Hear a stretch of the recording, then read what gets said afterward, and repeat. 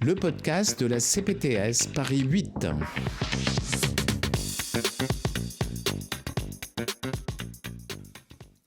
Frédérique Perrotte, tu es sage-femme, tu es coordinatrice de la filière Endo-Sud IDF. Et je voulais te poser une question en fait. C'est quoi le rôle de la sage-femme dans l'endométriose ? Alors, c'est une sacrément bonne question parce que c'est vrai que je pense que c'est hyper important que les sages-femmes prennent leur place dans un suivi gynécologique de dépistage et de prévention qui sont dans leur mission propre et que écouter les douleurs des femmes, orienter quand on ne sait pas ou orienter quand ça devient compliqué, effectivement, ça rentre totalement dans les missions d'une sage-femme. Et que on est suffisamment nombreuses, on doit continuer à apprendre à travailler ensemble, chacun dans ses compétences, évidemment, mais en tout cas, les sages-femmes, elles ont vraiment toute leur place dans la gynécologie et dans l'endométriose en particulier. D'accord. Et comment ça se passe ? Parce que le plus souvent, l'endométriose, ça apparaît très tôt. Est-ce qu'une jeune fille de 16 ans, par exemple, va aller voir une sage-femme si elle a mal au ventre pendant ses règles ? Pourquoi pas ? Pourquoi pas ? Je ouais. ne sais pas, je pose non, la pourquoi question. pas. Après, je pense que ça dépend aussi des sages-femmes. Peut-être des sages-femmes qui ne sont pas forcément à l'aise avec des jeunes qui sont encore mineurs.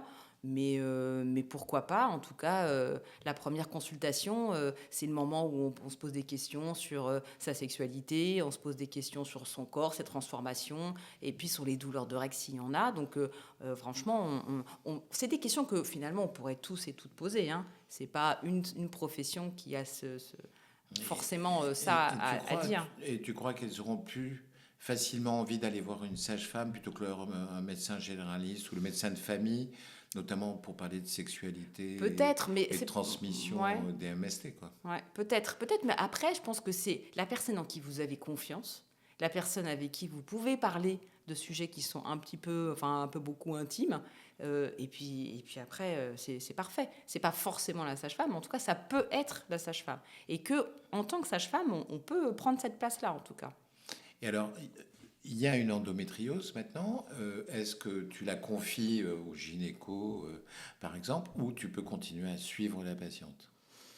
Ça dépend, mais en tout cas, si par exemple c'est une endométriose avec une atteinte des ligaments hétérosacrés, que le traitement hormonal, antalgique et les médecines complémentaires, ça va bien et que la patiente elle est soulagée, je ne vais pas l'envoyer voir un gynécologue avec une écho bien faite et ou une IRM si la patiente est vierge, mais a priori, il n'y a aucune raison qu'elle ne reste pas avec un professionnel de santé comme une sage-femme ou comme un médecin généraliste formé à la gynéco. D'accord. Donc je pense que ça, c'est au contraire. Par contre, c'est effectivement suffisamment être en lien, en réseau, en filière pour que s'il y a quelque chose où je me dis non mais ça je ne sais plus faire, je ne sais pas quoi faire, ça sort de ce que je sais, et bien c'est comment, allô, un ami, comment j'oriente, comment j'ai un avis. Et donc là, évidemment, les filières, elles peuvent servir avec les réunions de concertation pluridisciplinaire, comment je peux aller demander un avis, soit au centre de l'endométriose qui est juste à côté de chez moi, soit à évidemment une CPTS qui a mis en place éventuellement des RCP dites de premier recours, pour dire, là, je ne sais plus quoi faire, qu'est-ce que vous en pensez, qu'est-ce que je peux faire ? Tu parlais de réunions multiprofessionnelles, elles sont uniquement dans le cadre de l'hôpital ou elles sont ouvertes aussi sur les médecins de ville ? Alors ça, c'est une super question parce que ça, c'est une des missions majeures de la filière. C'est-à-dire qu'on se dit que plus on va parler ensemble des dossiers des patientes, plus on va apprendre les uns des autres et plus on va réussir à proposer des options aux patientes qui vont être larges et que la patiente va accepter. Parce qu'évidemment, si elle n'est pas d'accord, ça ne marchera pas. Donc la RCP, la réunion de concertation pluridisciplinaire, les centres de troisième recours les font déjà. Normalement, aucune chirurgie n'est décidée sans cette réunion de concertation pluridisciplinaire.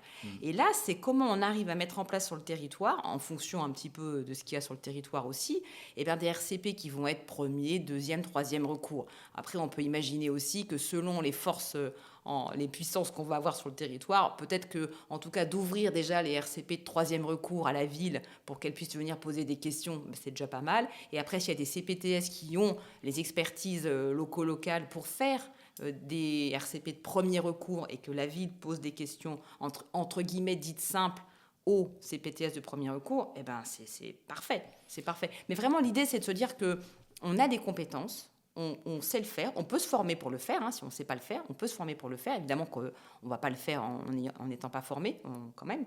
Mais en tout cas, on sait le faire, on peut le faire. Et après, c'est quand je ne sais plus, je vais pouvoir demander, orienter vers des pros qui vont être autrement compétents que moi en tant que sage-femme. Très bien. Alors, pour pouvoir participer à toutes ces réunions multidisciplinaires, on invite les sages-femmes à s'inscrire à votre filière, Ouais, surtout si adhérer. elles sont à adhérer à la filière.